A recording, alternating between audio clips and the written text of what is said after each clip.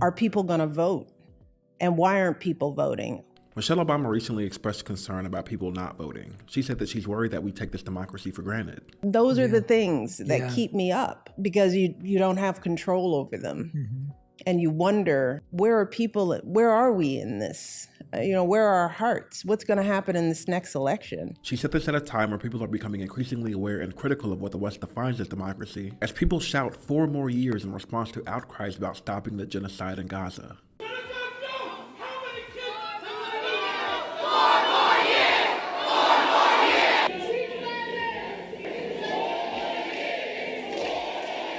She questions where are the hearts of the people, as if it isn't clear that they are with the oppressed. People in historic Palestine, and the Congo, and Tigray, and Sudan, and Haiti, etc. And this heart is reflected in the actions of the people, as we are seeing one of the loudest outcries against war and genocide in recent history. As she says all this, I can't help but think of Reverend Dr. Jeremiah Wright, the former pastor of the Obamas. The Reverend Dr. Wright, who himself held historically grounded and righteous criticisms of America that were all but dismissed as the ramblings of a paranoid man who hated his country. Fox News put this clip and others on a loop and put it on TV screens all across America. No, no, no, not God bless America, God damn America. Barack and Michelle distanced themselves from the teachings of Jeremiah Wright.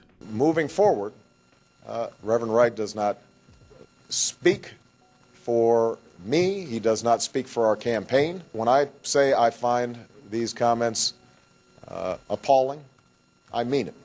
It is completely opposed to what I stand for and where I want to take this country. The Boondocks made light of it a couple years later during their episode about Obama. I say America, America's mother, America's daddy, America can eat it.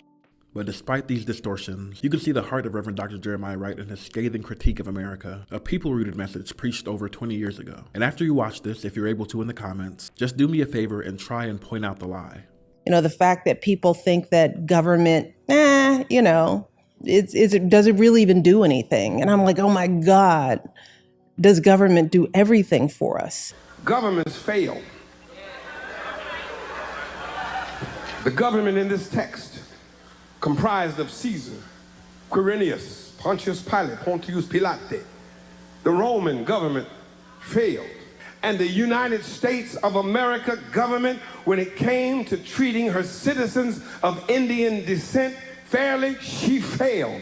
She put them on reservations. When it came to treating her citizens of Japanese descent fairly, she failed. She put them in internment prison camps. When it came to treating the citizens of African descent fairly, America failed. She put them in chains. The government put them on slave quarters, put them on auction blocks, put them in cotton fields, put them in inferior schools, put them in substandard housing, put them in scientific experiments, put them in the lowest paying jobs, put them outside the equal protection of the law, kept them out of their racist bastions of higher education, and locked them into positions of hopelessness and helplessness. The government gives them the drugs, builds bigger prisons, passes a 3-strike law, and then wants us to sing God Bless America? No, no, no. Not God Bless America.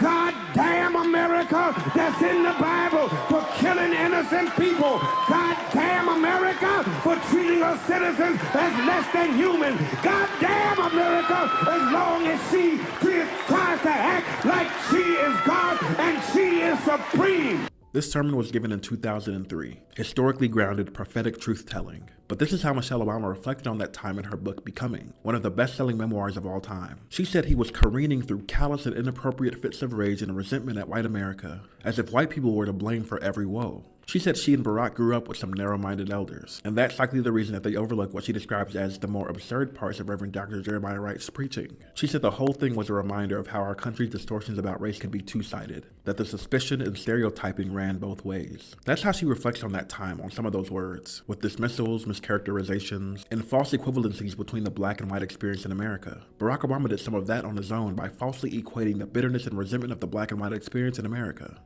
To wish away the resentments of white Americans, to label them as misguided or even racist without recognizing they are grounded in legitimate concerns, this too widens the racial divide and blocks the path to understanding. It is this false equivalency that some of us caught wind of, one rightly named and explicitly called out by Dr. Cornel West.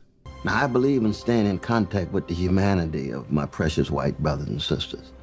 But they need to understand that in a white supremacist civilization, when you've been the beneficiary of unbelievable privilege and entitlement, your resentment will never have the same weight morally and spiritually as a black rage who've had to come to terms with foremothers and forefathers raped and violated and exploited and lynched. And when he presented that equivalent, it made me upset.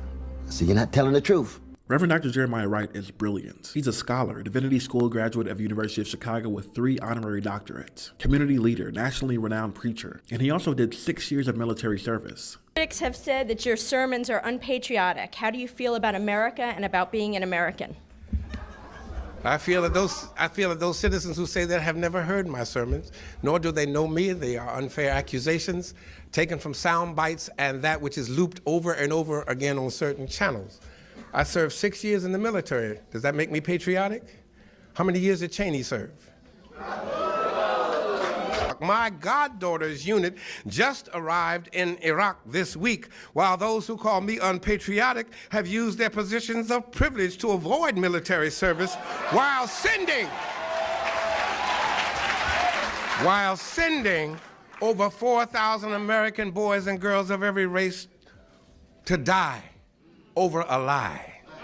This man knows his history, knows American history, and simply telling it got him publicly denounced by the Obamas, nationally ridiculed and attacked even by some in the black community, and defamed and interrogated on national news networks. His church was labeled the Black Separatist Movement, and Michelle Obama cemented on her historical record in the book Becoming that his prophetic rage was callous and inappropriate. So if you're confused about why Barack Obama said that we all have blood on our hands, You then have to admit nobody's hands are clean, that all of us are complicit to some degree. or why Michelle Obama is kept up more at night by people not voting as opposed to the documented genocides and imperial violence that we see unfolding before us, much of which her husband carried out during his time, know that these actions have roots. Obama's presidency was only able to be secured because he and Michelle publicly rejected the truth about America and her actions, as told by one of the great prophetic preachers of our time. Unfortunately, as an American politician, you can't get too close to that kind of prophetic fire, or you get burned. And a reminder that this is how the conversation went when Barack Obama asked Reverend Wright to stop preaching until after the presidential election. The senator came to my home to ask me to stop preaching until after the election. I've been preaching this way for 50 years, regardless of who's running for what office. Carol Moseley Braun, Harold Washington, Barack Obama. That doesn't change or affect or alter the gospel in any way. He then paid me one of the highest compliments I've ever had paid to me. He said to me, "You know what your problem is?" I said, "What's my problem?" "As a preacher, you have to speak the truth."